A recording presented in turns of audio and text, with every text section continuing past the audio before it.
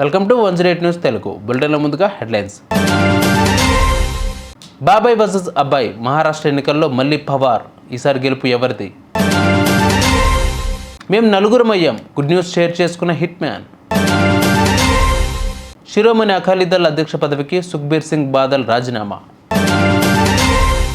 X ప్లాట్ఫామ్ను బహిష్కరించిన British media సంస్థ. కారణం alone మస్కే అంటారా?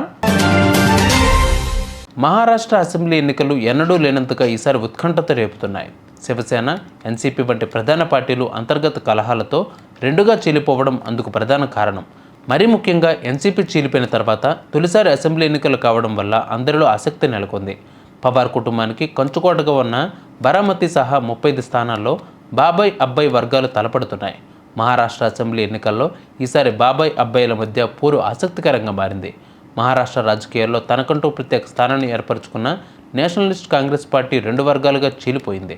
రాజకీయ కురువృద్ధుడు బాబాయ్ శరద్ పవార్ నేతృత్వంలోని ఎన్సీపీలో చీలిక తెచ్చిన అబ్బాయి అజిత్ పవార్ షిందే సారథ్యంలోని మహాయుతి ప్రభుత్వం చేతకట్టారు. ఎన్సీపీ వ్యవస్థాపకుడు శరద్ పవార్ ప్రతిపక్ష మహావికాస్ అఘాడీ కూటమితో కలిసి ఎన్నికల బరిలోకి దిగారు. అసెంబ్లీ ఎన్నికల్లో ఎన్సీపీ రెండు వర్గాలు తొలిసారి పరస్పరం తలపడుతుండడం ఉత్కంఠత రేపుతోంది. టీమిండియా కెప్టెన్ రోహిత్ శర్మ ఫ్యాన్స్కు శుభవార్త చెప్పారు. తాను మరొకసారి తండ్రైనట్లు స్వయంగా వెల్లడించాడు. మేము నలుగురం అయ్యాం అంటూ సోషల్ మీడియాలో ఫ్యామిలీ అని రాసి ఉన్న ఫోటో ఒకటి పోస్ట్ చేశాడు. కాగా రోహిత్ భార్య రితికా సజ్జే శుక్రవారం 12 మగబిడ్డకు జన్మనిచ్చింది. ఈ శుభవార్తను హిట్ మ్యాన్ తాజాగా వెల్లడించారు. దీనితో ఈ జంటకు సెలబ్రిటీలు, ఫ్యాన్స్ శుభాకాంక్షలు తెలుపుతున్నారు. శిరోమణి అకాలీదళ్ అధ్యక్ష పదవికి సుఖ్బీర్ సింగ్ బాదల్ రాజీనామా చేశారు. అకాల్ తఖ్త్ తనను తంకాయిగా ప్రకటించిన నేపథ్యంలోనే సుఖ్బీర్ రాజీనామా చేసినట్లు తెలుస్తోంది. సుఖ్బీర్ రాజీనామా చేసిన నేపథ్యంలో పార్టీ తమ కొత్త అధ్యక్షుడిని ఎన్నుకోవడానికి మార్గం సుగమం అయింది. వాస్తవానికి సుఖ్బీర్ను తంకాయిగా ప్రకటించి 2 నెలలకు పైనే అయినప్పటికీ ఇప్పటివరకు ఎలాంటి శిక్ష విధించలేదు. కానీ అకాల్ తఖ్త్ నుంచి ఆయన ఎలాంటి ఉపశమనం పొందలేకపోయారు.